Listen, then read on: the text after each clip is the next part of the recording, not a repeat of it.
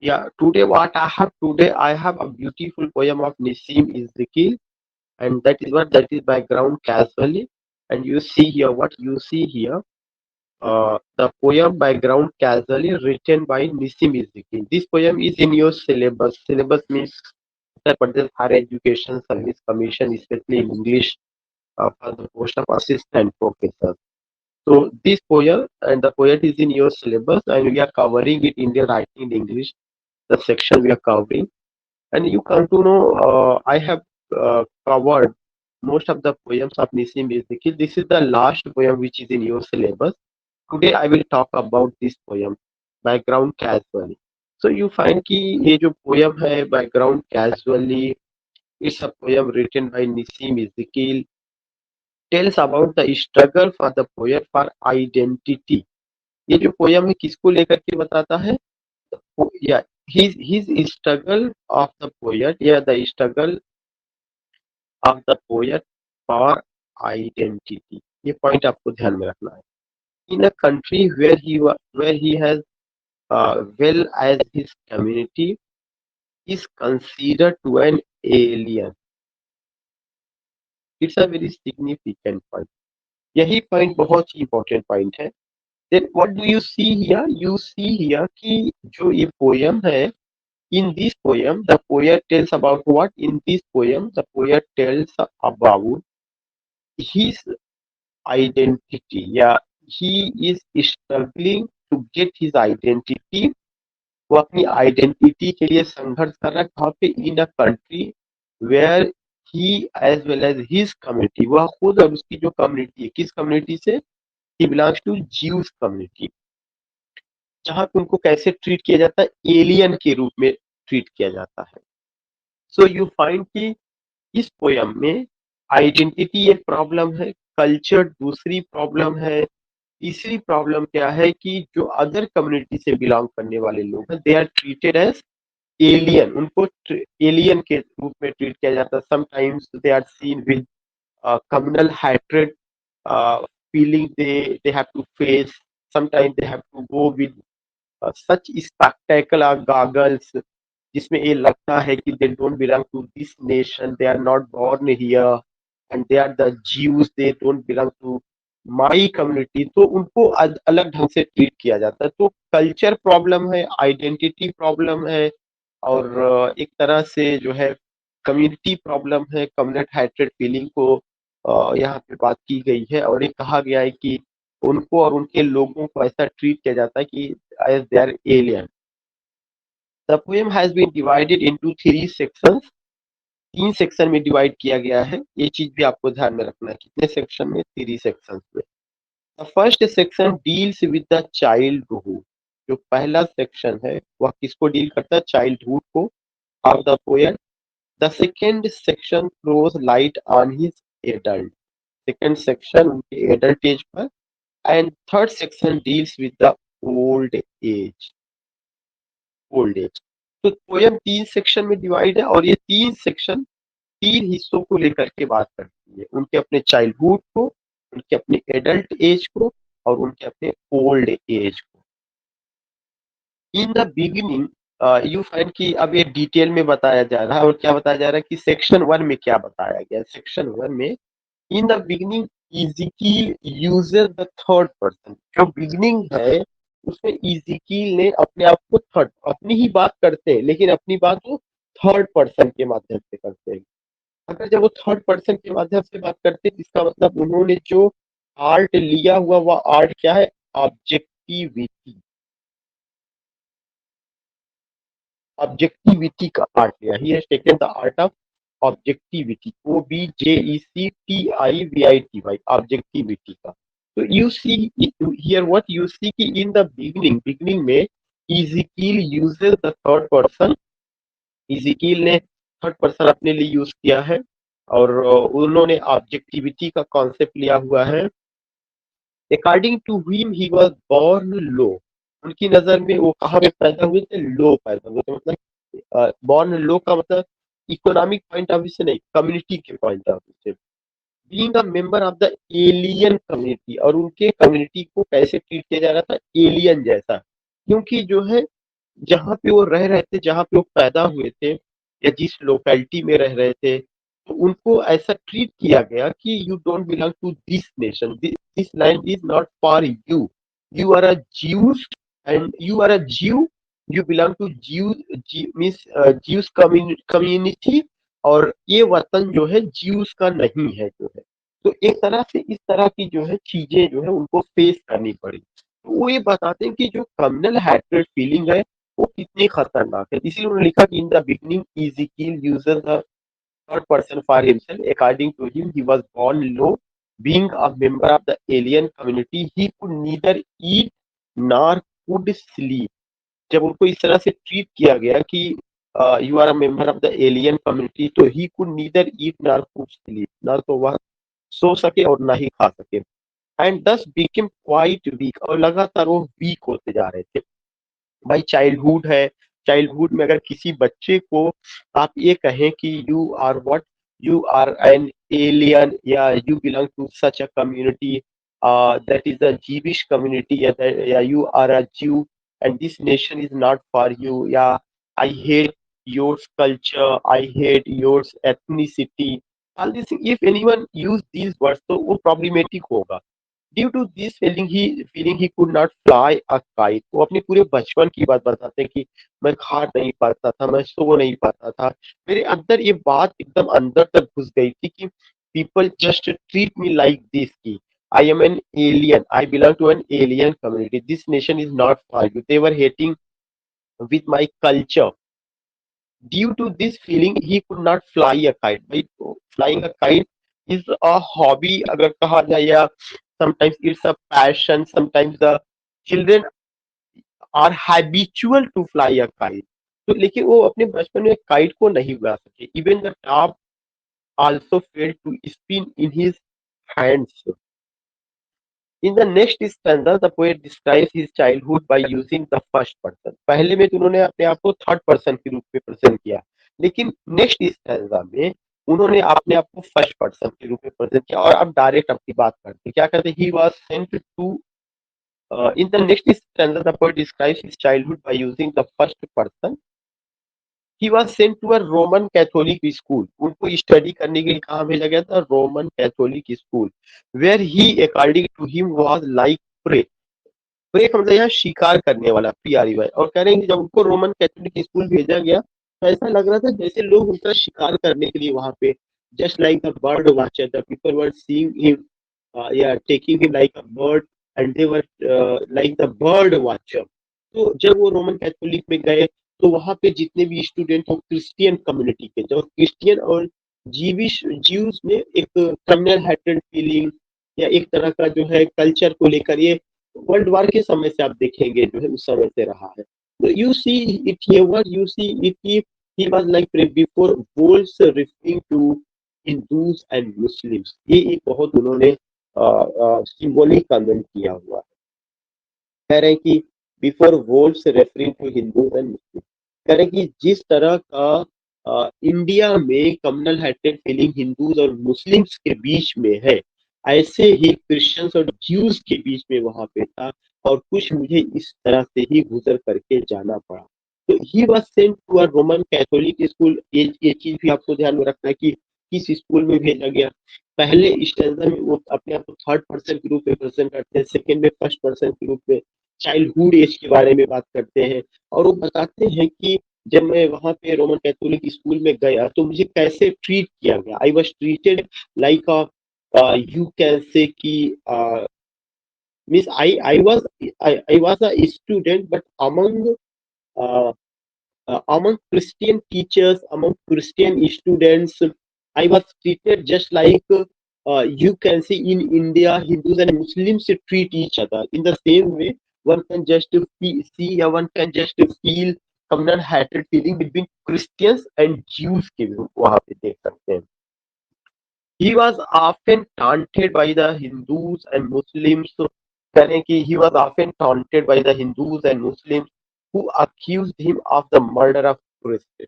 यहाँ पे वो चूंकि इसी नेशन में थे, अपने यहाँ ही थे, तो जब वो एक वहां पे गए तो क्रिश्चियन, तो जो मैं बात कर रहा हूँ ये पूरे यूरोप को लेकर के, पूरे वर्ल्ड को लेकर के जो उनका कम्युनल हार्टेड फीलिंग था। लेकिन यहाँ पे जो वुल्फ्स वर्ड आया हुआ ये अपने वतन के लोगों के जो लोग हैं उनके लिए आया हुआ है।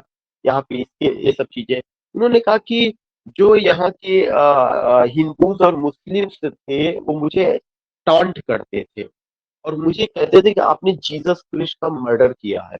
You murder, you are a murderer of Christ. They compare him to Judas who betrayed Christ. कह रहे हैं कि और वे मेरी तुलना जुडास से करते हैं, किंग जुडास से, जिसने जीसस क्रिस्ट को धोखा दिया था। तो ये एक उन्होंने क्या किया है, ये एक उन्होंने मिथ यहाँ पे लाया हुआ है। और उस मिथ में क्या है कि जो जीसस क्रिस्ट है उनको जो है जो एक तरह से ज्यूस किंग थे जुडास, उसने उन्होंने उनका कत्ल कर दिया था। तो एक तरह से वो जो जुडास थे वो जो ज्यूस थे और जो जीसस क्रिस्ट थे वो क्रिश्चियन थे। तो इस तरह का चीज वहां पे इनके ऊपर आरोप लगा कि you are the murderer of Christ, आप क्रिस्ट के मर्डरर हैं।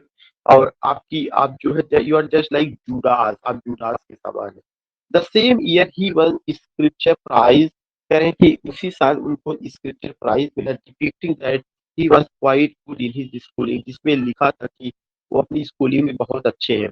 He was often beated by a Muslim boy and hence terror reigned in his mind during that stage. यह इल ट्रीटमेंट है कि was often beaten by a Muslim boy.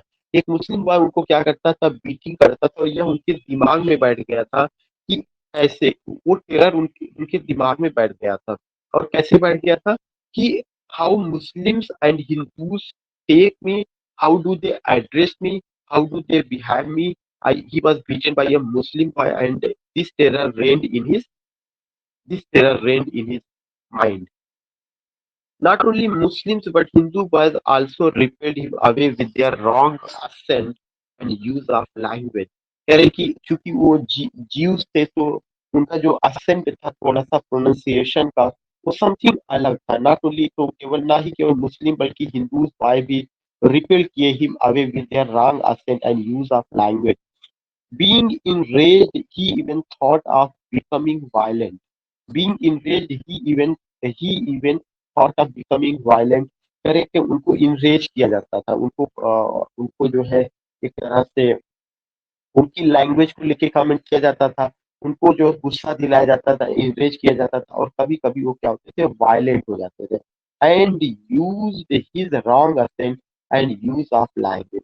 ये जो wrong ascent आता था या जो रॉन्ग लैंग्वेज आता था, इसलिए आता था कि उनको गुस्सा दिलाया जाता था। जब वो गुस्से में होते थे, वायलेंट हो जाते थे, तब वो रॉन्ग असेंट और लैंग्वेज का यूज करते थे। Being enraged, he even thought of becoming violent and used his knife। और कभी-कभार वो जो है नाइफ का इस्तेमाल करने लगते थे। Though he did not mention where, how and why he used knife. ये एक बहुत बहुत ही एक इम्पोर्टेंट बात है कि उन्होंने ये मेंशन नहीं किया कि वो किसके साथ, कब, क्यों और कहाँ उन्होंने चाकू का इस्तेमाल किया। क्या उन्होंने भी बदले की भावना से काम किया, इस चीज को उन्होंने मेंशन नहीं किया है। ये आपके सामने जो कुछ फूड एंड न्यूट्रिशन सप्लाईज दिखा रहा है, ये एक एडवर्टीजमेंट उस पे पता नहीं कैसे दे रहा, तो वो स्क्रीनशॉट लेते समय ऐसा रहता है। One night he heard prayers that made him believe that he is not morally as good as he heard of yoga and zen। कह रहे कि वो जो है प्रेयर में one night he heard prayer, एक समय प्रेयर में उन्होंने सुना, प्रेयर वगैरह भी हो रहा था और उन्होंने सुना, मेड हिम बिलीव, उन्होंने ये सुना कि उनके बारे में कहा जा रहा था कि जो ज्यूज है वे इतने अच्छे नहीं होते हैं या उनकी प्रेयर इतनी अच्छी नहीं होती है जितना कि योगा और zen होता है। ही thought if he could still become a रब्बी। वो सोचते थे अगर वो एक रब्बी बन जाए, सेंट बन जाए, तब तब कितना अच्छा होता। Being curious he try to find the answer but the deeper he went the more confused he was. लेकिन जितना ज्यादा वो इन सब चीजों का आंसर पाने की कोशिश किए, वो उतना ही अंदर से कंफ्यूज होते चले गए। तो you find here what you find कि अ, हर जगह पे जो है, चाहे वो स्कूल रहा हो, चाहे प्रेयर की जगह रही हो, चाहे प्रेयर हो रहा हो, उन सारी जगहों पे कैसे जो है एक जीव्स के ऊपर कमेंट पास किया गया या कैसे उनको ट्रीट किया गया, उसको लेके वो बात किया। लास्ट में जो है ये सब चीजें रब्बी, ये तो मैंने पढ़ा बताई। Being curious he try to find answer but deeper he went more confuse. Section second में आप बात, ये फर्स्ट सेक्शन में आपको पता चल गया, पहले थर्ड थर्ड पर्सन के रूप में फिर फर्स्ट पर्सन के रूप में, फिर जो है उन्होंने बताया कि कैसे उनको या उनकी कम्युनिटी को एलियन के रूप में ट्रीट किया गया, कैसे वो जो है कैथोलिक स्कूल में स्टडी करने गए तो वहाँ के जो हिंदूज और मुस्लिम बॉयज थे, टीचर्स थे या और भी जो स्टूडेंट्स थे, how did they treat him या how did they address him, इस तरह की चीजों को लेकर उन्होंने बात किया। इन द सेकंड सेक्शन में Ezekiel talks about his adult age. Second section में जो इज़ीकिल है वो किसके बारे में बात करते हैं? Ezekiel talks about his adult age experience. His family desired to send him to England for higher studies, but being financially, करें कि वो एडल्ट एज के बारे में बात करते हैं, उनकी फैमिली चाहती कि वो इंग्लैंड चले जाए हायर एजुकेशन के लिए, बट बीइंग फाइनेंशियली पुअर, लेकिन गरीब होने की वजह से they could not afford his expenses. However, one of his friends paid for him and he was able to go to England. एक दोस्त ने उनकी हेल्प की और वह इंग्लैंड चले जाते हैं। There he was alone and considered poverty, poetry and philosophy of his friend. बहुत अच्छी लाइन, ये चीज नोट कर लिया। देयर ही वाज अलोन, वहां पे अकेले थे, and consider poverty, poetry and philosophy of his friend, और उन्होंने पॉवर्टी को, पोइट्री को और फिलोसफी को अपना दोस्त मान लिया। There he was alone and consider poverty, poetry and philosophy of his friend. Time passed and even after, समय गुजरता गया और 2 सालों के बाद आई थिंक कि वही चीजें,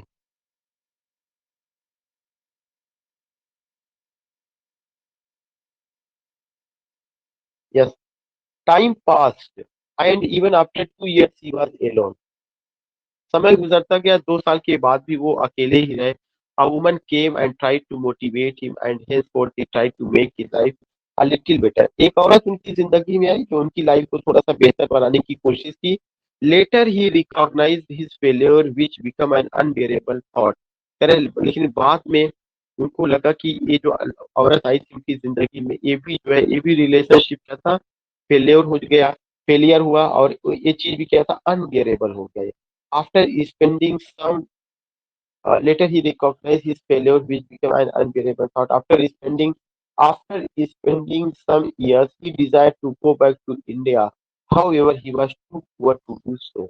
उन्होंने फिर डिसाइड किया कि वो जो है अपने वतन इंडिया जाएंगे, लेकिन ऐसा करना उनके बस में नहीं था क्योंकि वो इस समय काफी गरीबी में अपना जीवन व्यतीत कर रहे थे।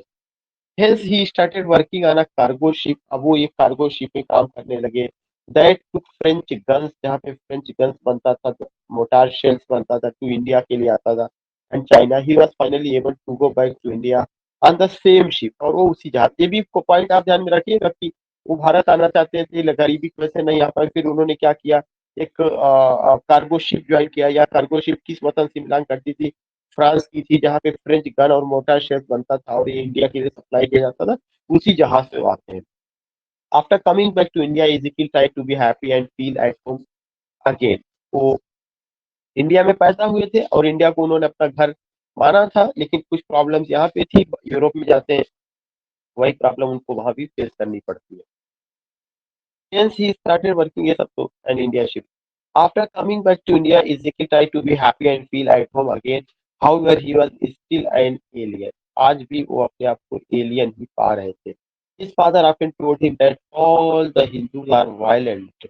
अरे उनके फादर ये बताते थे कि ये एक स्टेटमेंट है कि ये वायलेंट है, सारे लोग जो है, लेकिन ये क्या है, ये पूरा एक, if I use the word की, केवल हाइपोथेसिस है, एजम्पशन है ये केवल।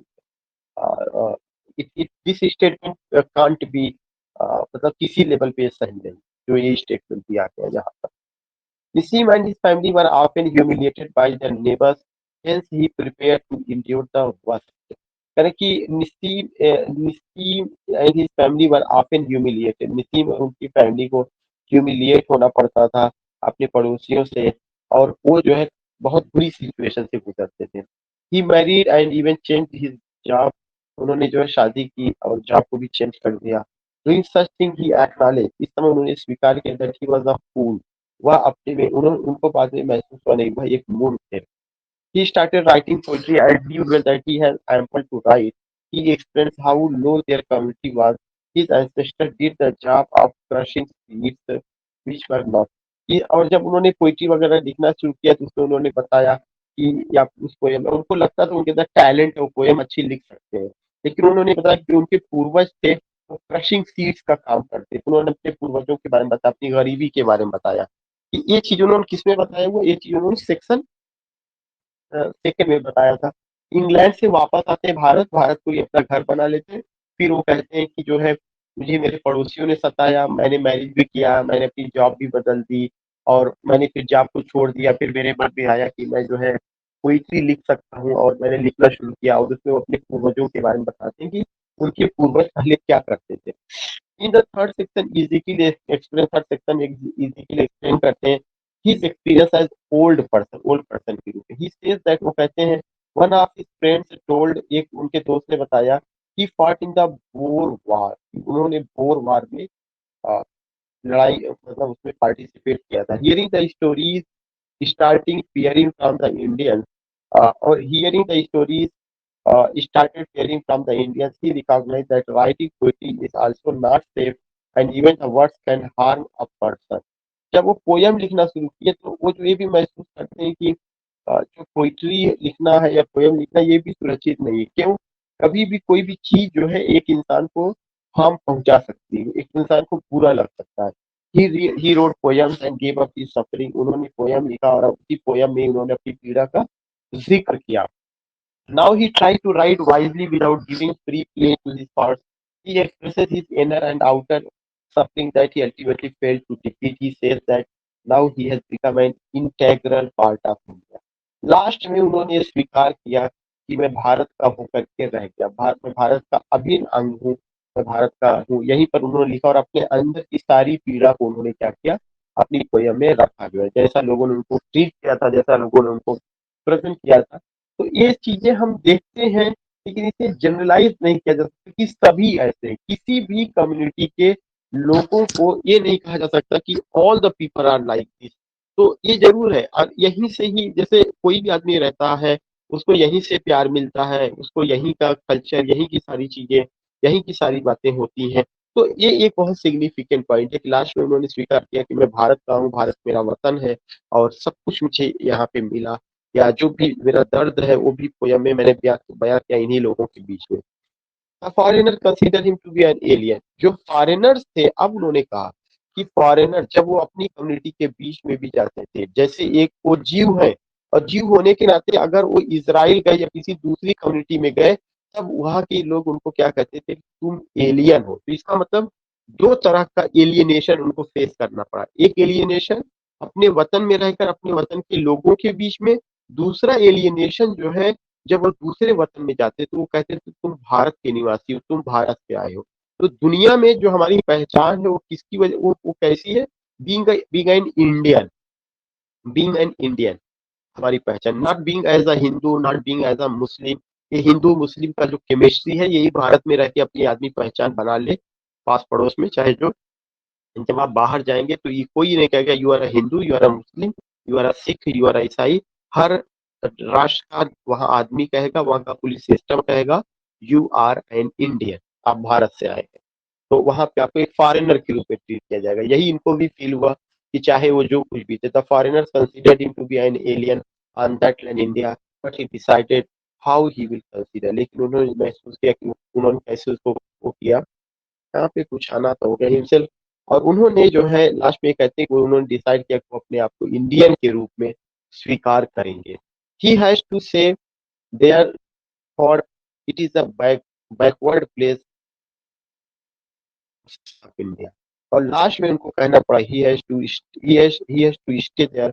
वो वहां रुकते हैं थॉट ये सोच करके कि it is a backward place, यह उनके लिए बैकवर्ड प्लेस है फॉर अदर ज्यूज, इन दूसरे ज्यूज के लिए लिविंग आउटसाइड ऑफ इंडिया, जो है भारत से बाहर रह रहे हैं। दूसरे जीव जो भारत से बाहर रह रहे हैं या उनके लिए बैकवर्ड प्लेस हो सकता है, लेकिन मैं भारत का हूँ, मैं भारत में रह रहा हूँ, यह मेरे लिए फॉरवर्ड प्लेस है। तो एक चीज उन्होंने क्या किया, उन्होंने अपनी आइडेंटिटी बताई और बताया कैसे इसी राष्ट्र में उनको ट्रीट किया गया। और लास्ट में वो कहते हैं कि नहीं, अगर प्यार मिला, सम्मान मिला, कुछ मिला तो यही मिला। क्योंकि अगर आप इंडियन होने के नाते किसी दूसरी जगह पे या दूसरे देश में जाते हैं तो आपको केवल इंडियन के रूप में ट्रीट किया जाता है, एक फॉरेनर के रूप में ट्रीट किया जाता है। तो the whole poem is divided into three sections and you came to know the experience of a Jew Nissim Ezekiel, who was born in India in Maharashtra, a well-known poet, and कैसा उनका education हुआ, कैसे वो England और कैसे गरीबी में जीवन उन्होंने गुजारा, फिर उन्होंने कैसे अपने आप को फर्स्ट स्टैंजा में थर्ड पर्सन के रूप में, फिर फर्स्ट पर्सन के रूप में, फिर चाइल्डहुड एज को और उसके बाद एडल्ट एज को और ओल्ड एज को, फिर सब कुछ छोड़ करके कैसे वो पोयम लिखते हैं और पोयम में अपनी सारी जो है इमोशंस और फीलिंग को तरजीह देते हैं। In this way we have done Nissim Ezekiel. कल से हम लोग कमला दास पर बात करेंगे। किसी का अगर कोई क्वेरी हो, कुछ कहना चाहते हैं तो यू कैन आस्क।